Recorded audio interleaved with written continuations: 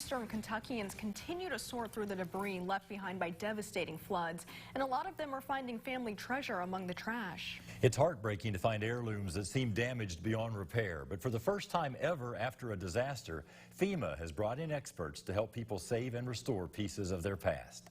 Bodie Brooks has a look at the process.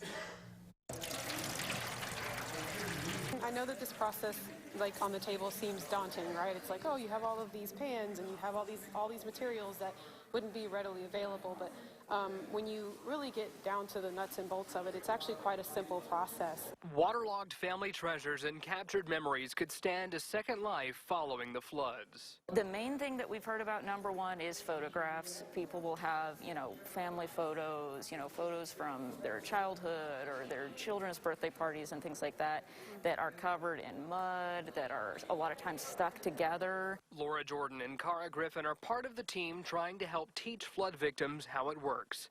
For most items, it starts with 3 pans of water. A porch screen is definitely preferable, and you want to take your photos and lay them on top and have them partially submerged in the water, and you want to take the screen and just slightly agitate it. That will give the water the opportunity to get inside, like to get on top of the photos and kind of remove any debris, and then you're going to move it into that second step.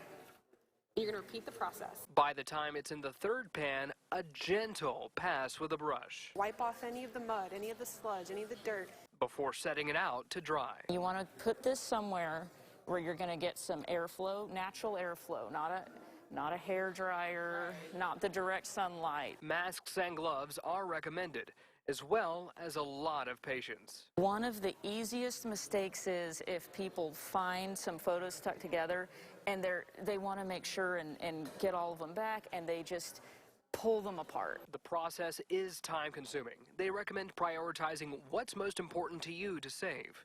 For what you can't immediately get to, carefully wrapping and freezing the items will help prevent more damage. You put that in there, and what it does, it puts a pause button on whatever active cultures, mold or mildew that are possibly transpiring inside the pages of this book. Reporting in Hazard, Bodie Brooks, Fox 56 News.